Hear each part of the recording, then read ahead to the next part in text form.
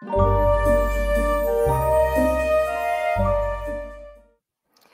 bonsoir mes petits et grands sorciers, bienvenue pour les jeudis contés du Calice au Cristaux sur votre chaîne préférée Nature au Mystique.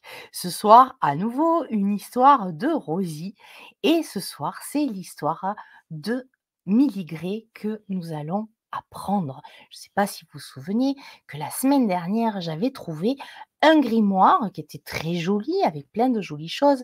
Sauf à la fin où il y avait une incantation, qui était pas terrible, terrible et qui ne laissait présager rien de bon.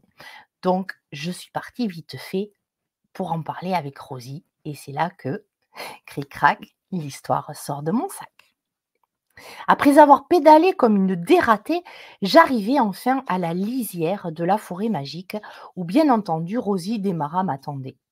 «Eh bien, Nan, tu en as mis du temps pour arriver», me dit la jeune sorcière avec ce sourire permanent sur le visage. «Oui, je suis désolée, Rosie. Je me suis attelée à une tâche que je n'avais pas envisagée si longue. J'ai trié les livres de ma chaumière et j'ai fait des découvertes.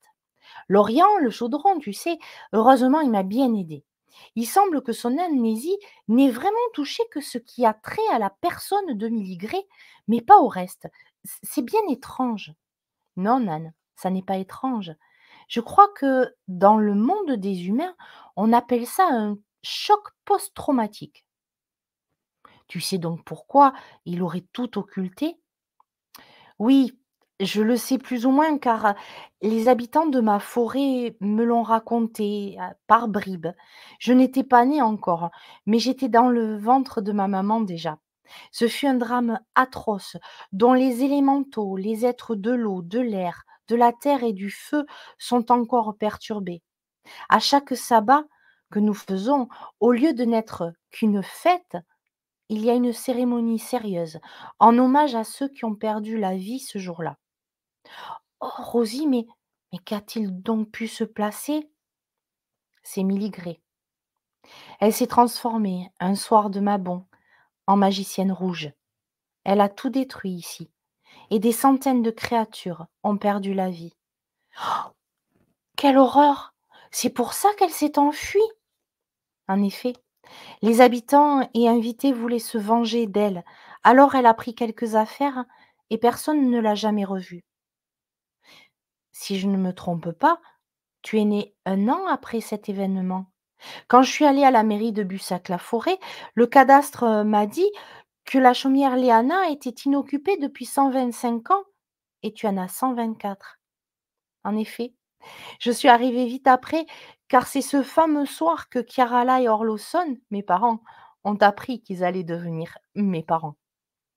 Quelle horreur! Ce qui aurait dû être une grande joie fut teinté de bien de malheur. C'est pour ça qu'aujourd'hui, je vis seule ici. C'est pour ma sécurité, il paraît. Te raconterai ça une autre fois, car pour le moment, personne n'a vraiment voulu me dire le fin mot de l'histoire. Mais dis-moi, Nan, qu'as-tu dans ton panier? J'ai trouvé le grimoire de Miligré et ce qui est écrit sur la dernière page utilisée m'a fait un peu froid dans le dos. Je montrai à Rosie ma découverte. Ses beaux yeux dorés s'assombrirent d'une grande tristesse. C'était la première fois que je la voyais au bord des larmes. Je comprends mieux pourquoi mes parents m'ont laissée ici. Merci, Nan. Grâce à toi, grâce à cette incantation, je vais pouvoir mieux me renseigner auprès des habitants de la nuit. J'irai peut-être également voir Valka, le grand cerf blanc. Je suis sûre que lui sait exactement tout. Il est magique, mais un peu borné quand il s'agit de me donner des informations. Mais je pense qu'avec ces nouvelles données, je vais pouvoir insister. Tu me diras, Rosie? Si cela a un intérêt pour ton apprentissage, oui, Nan. Tu n'as pas de devoir à me donner pour la prochaine fois? Rosie fouilla dans son panier et me remit une pièce de coton, une écorce de chêne, une pierre au reflet magique et une plume. Elle me tendit la main sans rien dire. Je la regardai, surprise. Qu'attendait-elle que je lui donne, moi? Tu n'as rien oublié de me rendre? Mince! La tourmaline noire! Je l'ai laissée à la chaumière. Oh, je sais pas pourquoi, mais je me sens en sécurité avec elle. En plus, j'ai un nouvel habitant, je te l'ai pas dit. C'est un lutin qui a été déposé par une fée la nuit de la nouvelle lune. Ah, ça y est, tu as reçu Moussu le barbu? Évidemment. Tu vas me dire que tu le connais. Ah non, non, non, je ne le connais pas, car il a pris vie pour toi, me répondit-elle en riant. Mais tu sais, les informations vont vite dans la forêt magique. Tout le monde le sait.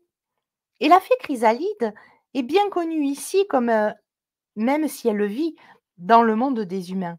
Elle nous fabrique bien souvent de très jolies choses pour les terriers, les nids et autres lieux de vie. Nous faisons aussi appel à ses dons pour les décorations des cérémonies importantes et les sabbats. Et d'où crois-tu que viennent les lutins qui vivent ici? J'imagine que Moussu t'a expliqué les mystères de leur naissance.